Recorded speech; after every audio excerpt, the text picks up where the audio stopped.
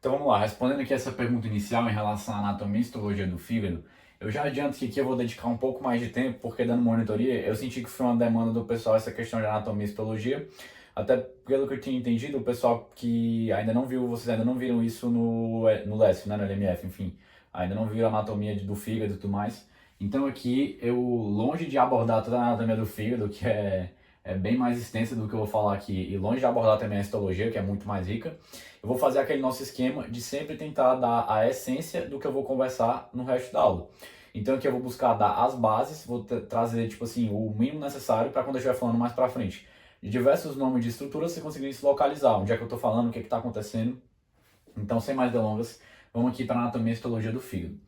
Para explicar como eu vou responder essa pergunta, eu vou fazer o seguinte, para ficar mais didático, eu gosto sempre de falar, né, que o ser humano é um só, unidade e tudo mais, mas que para ficar mais didático, costumamos quebrar, não sou eu, mas os autores de fisiologia, quebram os autores em capítulos, toda a fisiologia, e aqui eu vou pegar a anatomia e histologia do fígado e vou quebrar em diferentes partes, vou ocultar umas e mostrar para aparecer outras, para facilitar a compreensão, para não ficar muita informação. Então vamos aqui por partes. Eu vou abordar primeiro o fígado na anatomia, na perspectiva da irrigação, certo? Do sangue, que sangue chega, de onde chega, na perspectiva sanguínea. E depois eu vou abordar a anatomia na perspectiva da bile, da árvore biliar, toda aquela estrutura. Depois, em histologia, eu vou seguir a mesma ideia. Vou olhar mais para a perspectiva do sangue, sanguínea, e depois vou falar um pouco mais da perspectiva da bile, porque eu acho que isso vai ser o mais importante para a gente aqui, tá bom? Então, começando aqui pela anatomia, eu desenhei o fígado aqui de maneira bem grosseira. Tem até umas imperfeições aqui, umas imprecisões, melhor dizendo, anatômicas. Então, esse aqui não corresponde exatamente à anatomia, mas é um esquema mais para a gente entender a fisiologia. Então, me dê esse desconto. Mas vamos lá. Aqui eu coloquei o fígado e eu vou começar falando da perspectiva do sangue, tá bom? Então, me acompanhe. O fígado, pessoal, ele se localiza, só para a gente dar um geralzão, aqui na região do hipocôndrio direito, tá bom? E o fígado, ele pode se dividir basicamente em dois lobos. Vocês vão ver que tem outros lobos, mas o que vai importar para a gente aqui é basicamente esses dois lobos. O próprio lobo direito, que é esse maiorzão aqui, e o lobo esquerdo. Então aqui a gente estaria numa visão mais anterior, só para localizar vocês na anatomia, tá bom? Então aqui a gente estaria vendo o lobo direito e o lobo esquerdo. Quem divide esses dois lobos é uma estrutura chamada de ligamento falciforme. Certo, dito esse basicão, essa bola aqui vermelha, esse restinho da bolinha vermelha que eu coloquei, seria uma tentativa de representar o quê? A vesícula biliar. Tá bom? Mas não vamos olhar para a vesícula biliar agora, por isso que eu desenho ela bem um restinho aqui. Vamos olhar para a perspectiva do sangue, que é o que mais importa para a gente. Aqui a gente tem, pessoal, uma estrutura que é uma veia, que é precisamente a veia porta. A veia porta é responsável por 80% da irrigação do fígado, 4/5, a maior parte, como vocês preferirem falar. Então a veia porta é responsável pela maior parte da irrigação sanguínea que chega, que é o aporte de sangue que chega aonde? No fígado. O resto, 20%, geralmente é quem? A própria artéria hepática, mas a maior parte fica com a veia porta. E o que é essencial para a gente aqui é o que eu vou falar precisamente agora. A veia porta ela é formada por duas veias, quatro não, duas veias principalmente, que seria a veia esplênica. Esplênica vem da onde? Esplênica do baço. Então a veia esplênica que está vindo ali do baço e também é formada por, vou até ligar aqui já. Ó, conectei aqui a veia esplênica, que está formando aqui a veia porta. E quem é que vai conectar agora e formar a veia porta também? Seria a veia mesentérica superior. Vou colocar aqui o nome completo. Mesentérica superior.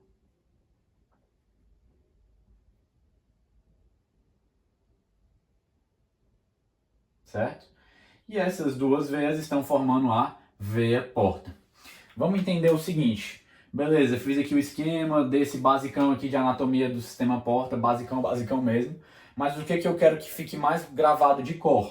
é que a veia porta vai drenar, drenar o sangue vindo da onde? Vindo de várias outras veias, principais que se juntam para formar a veia esplênica e veia mesentérica superior. Mas tem outras veias que vão se juntando aqui, na própria, desembocando, né? Desaguando na esplênica, na mesentérica superior, também pode entrar aqui na veia porta um pouquinho mais acima, mas é um vaso bem menor. Por que eu estou falando isso? Porque eu quero que fique o seguinte, fique gravado o seguinte: a veia porta traz aquele sangue que está vindo principalmente do trato gastrointestinal e aqui do próprio baço também, veia esplênica. Mas esquecendo um pouquinho o baço. Veia mesentérica superior, mesentério, não sei se vocês já viram mais para frente, mesentério é aquela região ali associada mais com o trato gastrointestinal. Então vamos entender o seguinte: mesentérica porque está vindo ali daquela região do mesentério, que é onde tem os vasos do trato gastrointestinal de maneira geral. Então vamos entender que o sangue que está chegando aqui na veia porta vem principalmente do trato gastrointestinal. E esse sangue que vem do trato gastrointestinal é rico em nutrientes e também costuma ter muitas bactérias. Porque a gente come o alimento é degradado aqui no trato gastrointestinal e os nutrientes são absorvidos pela circulação sanguínea do trato gastrointestinal e as veias do trato gastrointestinal, a grande parte chegam uma hora na veia porta. Tudo bem? Então, vai vir os próprios nutrientes que vai chegar aqui na veia porta, nesse sangue daqui. Além de vir o quê, Pedro? Além de vir também poder vir bactérias. Porque com o alimento também ali no trato gastrointestinal é rico em bactérias. Então, esse sangue que vem do trato gastrointestinal é rico em nutrientes e também tem bactérias. Então, o que a gente espera que esteja nesse sangue aqui que está chegando no nosso fígado? Esteja rico em nutrientes e também tenha bactérias. Então, o que acontece também, só para reforçar outro ponto, digamos que a pessoa se intoxicou, ou que ela comeu alguma coisa com uma toxina, alguma bactéria, ele produziu muita toxina no alimento, ela comeu esse alimento estava mais velho, essa toxina, uma hora ou outra, vai parar onde? No fígado, justamente por essa lógica. Eu engulo, o alimento passa pelo esôfago, passa ali intestino delgado, intestino grosso, etc, etc. Principalmente no delgado há essa absorção. Quando a toxina ou o nutriente, enfim, é absorvido, ele vai para a circulação do trato gastrointestinal. E essas veias do trato gastrointestinal vão desembocar onde? Na veia porta. Vão formar a veia porta. Na verdade, quem forma mais é a veia mesentérica superior, mas entendendo esse sentido geral, que as veias que vêm do trato gastrointestinal desembocam na veia porta. Então vai vir toxina, vai vir bactéria, vai vir nutriente. Se eu tomo um medicamento por via oral, um fármaco por via oral, ele vai ser degradado ali no meu trato gastrointestinal e o princípio ativo daquele fármaco vai parar na circulação do trato gastrointestinal e consequentemente chegar onde? Na veia porta. Se chega na veia porta, a veia porta entra onde? No fígado. Então, no fim das contas, chega no fígado. Então, acho que eu já falei até demais dessa parte aqui mais do sangue. Reforcei aqui o que eu achei que era o principal. Vamos agora falar do fígado, numa perspectiva mais da própria bile. Então, aqui no nosso fígado é produzido a bile, tudo bem? Já já eu vou entrar ali um pouquinho na histologia para falar de maneira mais microscópica como é formada essa bile, mas vamos aqui para um ponto de vista, uma perspectiva mais macroscópica. Vou falar aqui mais rapidamente, já já eu reabordo. Mas os hepatócitos vão produzir os próprios ácidos biliares e vão secretar esses ácidos biliares numa estrutura chamada de canalículos biliares. Os canalículos estão dispostos aqui no fígado, eles são bem menores do que eu estou desenhando, mas eles estão dispostos aqui no fígado e eles vão formar, depois de juntar vários canalículos, vão formar o quê? Vão formar ductos biliares. Vou botar aqui DB, tá bom? Então, mesmo se aplica aqui no lobo direito, lobo esquerdo, os dois fazem isto, tudo bem? Então, aqui vários canalículos que eu estou pintando para vocês, formando um só ducto biliar, por exemplo. Já já reabordo essa ideia, não se preocupem. Mas vamos entender que os hepatócitos, já já vou falar dele, os hepatócitos produzem sais biliares e secretam num cano, no espaço um cano, como se fosse um cano, que é os próprios canalículos. E esse cano menor desemboca em canos maiores, que são os ductos biliares aqui dispostos. E esses ductos biliares menores, por sua vez, vão desembocar num cano ainda maior, que vai ser o ducto hepático esquerdo. Como a gente está falando aqui do lobo esquerdo, e aqui a lógica se aplica para o lobo direito, que seria o ducto hepático direito. Tudo bem, pessoal?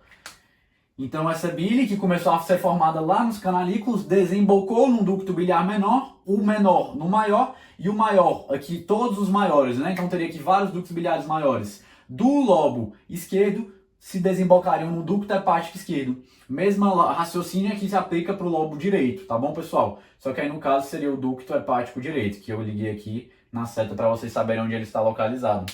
Então, Pedro, não entendi, tá um pouco confuso ainda. Vou fazer uma analogia com o vaso sanguíneo. Pensa num capilar. O capilar a gente não sabe que forma uma vênula, por exemplo. E essa vênula, por sua vez, não forma veias menores. E as veias menores não desembocam, por exemplo, numa veia bem maior, como a veia cava. Então aqui é um raciocínio similar. O canalículo biliar, que é o menorzinho, desemboca num ducto ali, um ducto biliar menor, certo? O ducto biliar menor se desemboca no maior, junto com vários outros. E o maior, por sua vez, quando a gente está falando de um lobo, se desemboca no ducto hepático esquerdo, se for o lobo esquerdo. E se for o lobo direito, esses ductos biliares desembocam no ducto hepático direito. Então estou só repetindo com outras palavras para deixar o mais claro possível. Por sua vez, o ducto hepático direito e o ducto hepático esquerdo desembocam no... Vou ligar aqui, ó. Liguei o ducto hepático direito com o ducto hepático esquerdo. Eles vão formar um ducto maior, que por sua vez é o ducto hepático, porque está vindo do fígado, comum. Comum porque junta duas estruturas, junta o esquerdo com o direito. Tá bom, pessoal? O ducto hepático comum, por sua vez, já eu volto nele. Mas vamos agora pausar isso aqui, tudo que eu comentei, e vamos aqui para essa estrutura que eu desenhei, meio que não conta toda a anatomia aqui, mas fiz aqui num desenho mais livre, só para facilitar a fisiologia. Essa estrutura aqui que eu quis pintar é precisamente a vesícula biliar. Vou colocar aqui VB, tá bom? Ela geralmente fica mais colada no fígado, aqui eu botei mais descolada para facilitar. Só para não confundir vocês na anatomia, mas como eu digo, é só para facilitar. Aqui da vesícula biliar, por sua vez, sai um ducto também. Só que o nome do ducto que sai aqui é ducto cístico. Faz até sentido. Cisto lembra uma estrutura assim, como se fosse um local que armazena um determinado líquido. Então, o ducto cístico é aquele que sai da vesícula biliar. Agora, vamos lá. O ducto cístico, por sua vez, se une com o ducto hepático comum para formar o ducto colédoco. Certo? O ducto colédoco vai seguir aqui. E aqui eu desenhei uma estrutura que vai ser importante a gente identificar. Vocês não precisam saber ainda o TGI, cada estrutura, mas... Peraí que acabou a tinta. Mas aqui eu quis desenhar para vocês o quê? O duodeno. Pedro, não sei onde fica muito bem localizado o duodeno. Não é o foco pra gente, mas saiba que o duodeno é a parte do trato gastrointestinal, é uma parte do trato gastrointestinal. Então guarda essa ideia, duodeno é uma parte do trato gastrointestinal. Beleza. Aqui o ducto colédoco se junta também com esse outro ducto aqui, que é o ducto pancreático. Eu não quero entrar tanto agora no mérito aqui de anatomia, porque senão ficaria muitas estruturas, mas o pâncreas estaria também aqui. Eu estou só citando que o ducto colédoco se junta com essa estrutura aqui, que é o ducto pancreático, para tantas substâncias aqui, que seria a bile, no caso do fígado, como também a substância aqui enzimática produzida pelo pâncreas. A bile, só lembrando, não é enzimas, tá? Mas a bile é aquela substância produzida pelo fígado, e aqui também teria uma substância produzida pelo pâncreas, tá bom? O pâncreas é enzima, mas não quero entrar nele, esqueça um pouco do pâncreas agora. Foca é o fígado, só citando a existência desse ducto pancreático, que se junta com o ducto colédoco para formar aqui esse ducto aqui final, e por fim, esse ducto final desembocar onde? Desembocar aqui no duodeno. Aqui ele vai desembocar na papila maior do duodeno. Como não é aula de anatomia, não quero que vocês guardem esses nomes, não é o meu foco aqui, mas estou só citando quando vocês forem estudar depois a anatomia. Então aqui seria a papila maior do duodeno, e aqui tem uma estrutura que controla, não quero que vocês saibam para saber o nome aqui agora, mas eu quero que vocês saibam que essa estrutura funciona como uma porteira, que seria o esfíncter de Oddi. O esfíncter de Oddi vai ficar fechado quando não tiver aqui alimento necessitando da bile, para a bile agir em cima dele, porque se não tem alimento aqui, não tem porque abrir o esfíncter e a bile passar. Então aqui seria o esfíncter de Oddi, e o esfíncter de Oddi é a porteira desse local, que seria a papila maior do duodeno. Então aqui também teria o esfíncter de Oddi, tá bom? E aqui viria, agora fazendo uma coisa mais funcional, tá? Só um raciocínio aqui geral. Foi produzida a bile, vou pintar aqui de azul, vai. Foi produzida aqui a bile, certo? Foi liberado os ácidos biliares. e ela vai escoando, escoando, escoando, escoa aqui, olha ela descendo, descendo, descendo, descendo. Tinha muita bile aqui na vesícula biliar, descendo, descendo, descendo, descendo, descendo, descendo, descendo. Vai chegar onde? Chegou aqui na papila maior do duodeno, desembocou. Finalmente a bile chegou aqui no duodeno, mas vamos guardar que a bile chegou no trato gastrointestinal para fazer a sua função. E já, mais pra frente, eu posso comentar da função da bile. Mas ela finalmente chegou aqui no duodeno, que é onde eu queria que ela chegasse, percorrendo todo esse caminho. E ela só conseguiu passar daqui para o duodeno porque a porteira, o esfíncter de Oddi abriu. Porque esse esfíncter abre vai ser tema mais de outras aulas, mas o esfíncter de Oddi abriu e permitiu, tá bom? Então só para fazer esse breve parêntese aqui rápido do caminho funcional, tá bom? Então é basicamente isso que eu queria falar da bile, qualquer coisa já eu volto aqui. Agora eu vou dar um zoom aqui no parênquima hepático para a gente conversar mais de histologia, tá? Anatomia eu acho que eu até falei demais, mas fica aí um geralzão de anatomia para vocês. Conversar aqui agora um pouquinho de histologia. Na histologia, eu vou dar um zoom aqui no parênquima hepático, ou seja, nesse tecido hepático que está compondo aqui o lobo, que eu dei um zoom no caso do tecido do lobo esquerdo, tudo bem? E eu vou dar esse zoom para a gente ver aqui uma estrutura que costuma ser chamada de lóbulo clássico. Para a gente aqui da fisiologia, basta esse lóbulo, mas entendam que a histologia é muito mais rica e dá outros lóbulos, lóbulos triangulares, enfim, mas eu preciso só desse aqui, que é o clássico nesse formato hexagonal para a gente conversar um pouquinho. Se a gente for colocar aqui, eu coloquei alguns quadradinhos aqui, como vocês podem ver, tá bom? E esses quadradinhos seriam os próprios hepatócitos. Os hepatócitos são as células ali que vão fazer a maioria das funções que eu vou comentar ao decorrer das aulas, tá bom? Dessa aula, melhor dizendo. Então os hepatócitos fazem as diversas funções que eu vou comentar ao decorrer da aula. E aqui também a gente tem outras estruturas que eu já comento, tá bom? Então, entender que esse lóbulo clássico também é chamado da unidade funcional do fígado. Se a gente está falando de fisiologia, a gente está falando de função de um determinado órgão. Então, aqui que vai acontecer o quê? Vai acontecer basicamente todos os processos que eu vou comentar. Então, só reforçando essa ideia que eu acabei de falar, mas acho bom reforçar. Vou começar falando da perspectiva do sangue, depois vou para a bile. Na verdade, para pegar o embalo, como eu acabei de falar tudo de bile, ainda deve estar mais fresco, vou primeiro para a perspectiva da bile, tá? Então vamos lá. Só apresentar a estrutura do lóbulo clássico bem superficialmente, antes de falar aqui da perspectiva da bile. O lóbulo clássico se divide aqui, a gente tem no centro uma veia, se está no centro é uma veia central. Essa veia central, ela drena lá para a circulação sistêmica, ela vai desembocar nas veias hepáticas, as veias hepáticas na cava. Mas não quero entrar muito nessa parte da anatomia, estou só comentando. Mas entendo que da veia central vai finalmente para a circulação sistêmica, quando a gente está falando ali após veia cava, né? Pós-veia cava. Então vamos lá. Aqui seria a veia central, e aqui que eu circulei e coloquei de 3 cores. De azul a gente tem a veia porta. Vou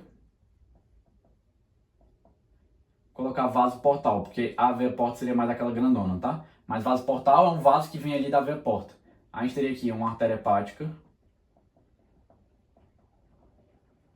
E tem aqui de preto um ducto biliar. Tudo bem? Essas 3 estruturas, vaso portal, artéria hepática e ducto biliar, compõem a tríade portal. Tudo bem? Então vamos lá. Olhando aqui algumas outras estruturas, a gente tem esse caminhozinho aqui que está vindo do vaso portal. Esse caminhozinho aqui não é nada mais nada menos do que os capilares, puxar para cá, os capilares sinusoides.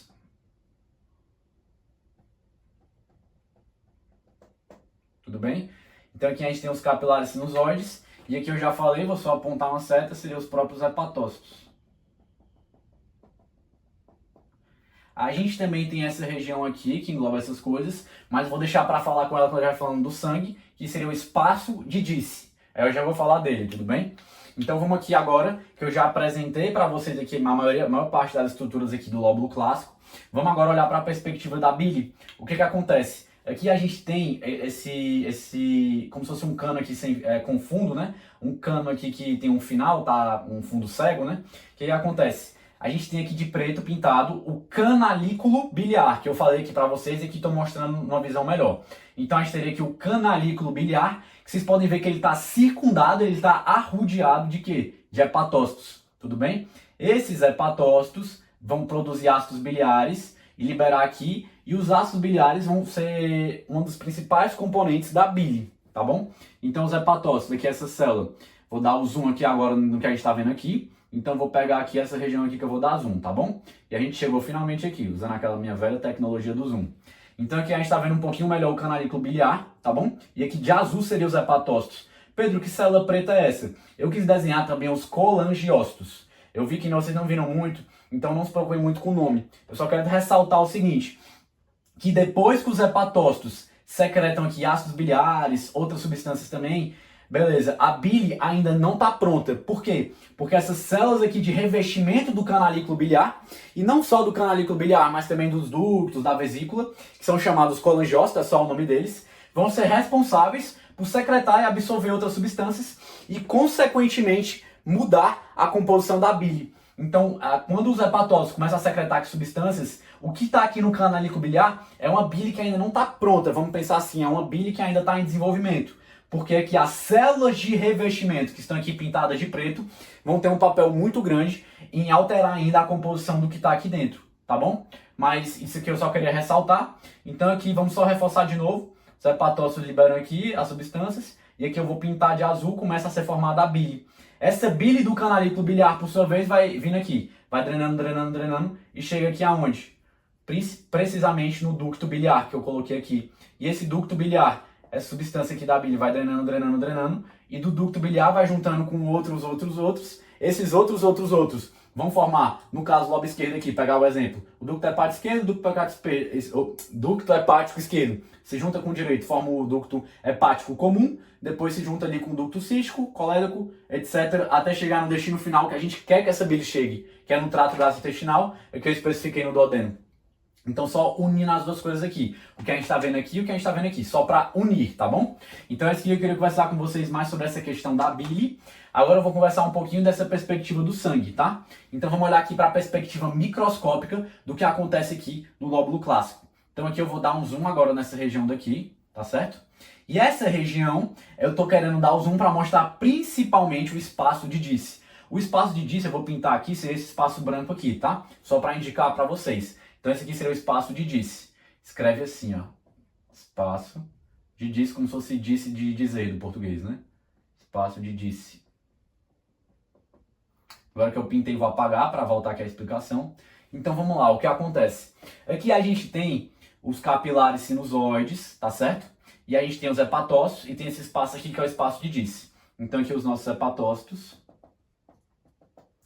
Aqui o capilar sinusoide. E o capilar sinusoide, por sua vez, tem aqui no revestimento o próprio endotélio, que forma ele, o próprio capilar. Mas tem essa célulazinha aqui de vermelho, que eu quis pintar para começar por ela, que ela é muito importante. Essa célula é a célula de Kupfer.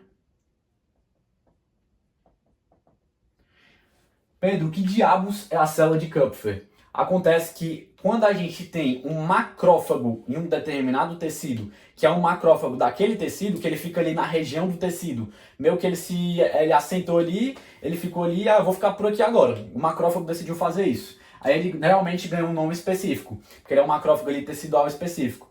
No caso, o macrófago do tecido do fígado, que tem essa importância ali local muito grande, foi descoberto por um cara chamado Karl Kupfer. Aí ele decidiu, vou dar meu nome aqui para esse macrófago. Aí ficou assim.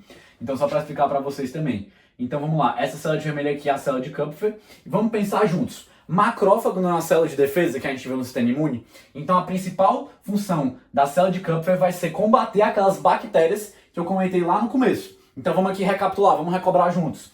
Eu não falei que o sangue que chega na veia porta não vem principalmente do TGI e que no TGI, além dos nutrientes, podem vir o quê? Bactérias, toxinas, etc.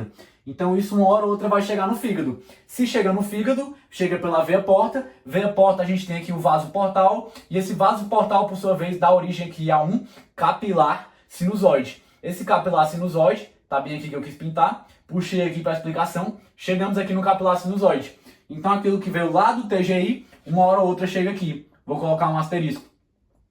Digamos que seja uma bactéria. Olha o que acontece. A célula de Kupfer faz o quê? Fagocita essa bactéria e contribui para essa função do fígado, que já vou adiantar, uma função de filtro, de filtrar, principalmente o quê? Corpos estranhos, toxinas, etc. E a célula de Kupfer tem um papel muito importante nisso, principalmente quando a gente fala das bactérias, para fagocitar elas. tudo bem? Então quis comentar rapidinho da célula de Kupfer e agora eu vou comentar de outras coisas. Digamos que veio outras substâncias aqui, podem ser nutrientes, ou veio alguma toxina que a célula de Kupfer não conseguiu, enfim, agir ali sobre ela, ou veio qualquer outra substância. Essa substância pode passar aqui de dentro do capilar sinusoide para extravasar. Extravasar significa sair do vaso. Extravaso, né? Extravasar. Então sairia aqui do capilar sinusoide e pararia aqui nesse espaço. Vou pintar como se fosse de vermelho essa substância, qualquer que seja. E chegou no espaço de Disse. Ao chegar no espaço de Disse, o hepatócito pode interagir com essa substância via diversos receptores. Então aqui ele pode absorver, digamos que seja um determinado fármaco, e digamos que seria um fármaco X, qualquer fármaco que seja essa substância aqui vermelha. E ao absorver esse fármaco, aqui dentro do hepatócito, a gente pode dar início a um processo de degradação daquele princípio ativo do fármaco, que também seria uma depuração dele, por exemplo, uma detoxificação dele, né? Então isso poderia acontecer aqui dentro do hepatócito, após ele capturar esse fármaco que chegou no espaço de Disse. A partir da onde? A partir do capilar sinusoide. De onde veio o capilar sinusoide mesmo, Pedro? O capilar sinusoide veio do vaso portal. O vaso portal, por sua vez, veio da veia portal. E a veia portal não, desculpa, a veia porta. E a veia porta, por sua vez, está trazendo grande parte do sangue que chegou de onde? Chegou do trato gastrointestinal. Então só para amarrar aqui e fechar esse quadrão todo, mas isso que eu queria conversar com vocês. Queria conversar da anatomia e da histologia, aqui no geralzão, me alonguei um pouco, mas é porque eu quis me alongar porque me pareceu assim uma demanda de vocês na própria monitoria, então quis me alongar um pouco para ajudar, para entender os processos. E fiz isso falando da anatomia e da histologia sobre duas perspectivas, a perspectiva do sangue e da bile. Beleza, pessoal? Espero que vocês tenham gostado.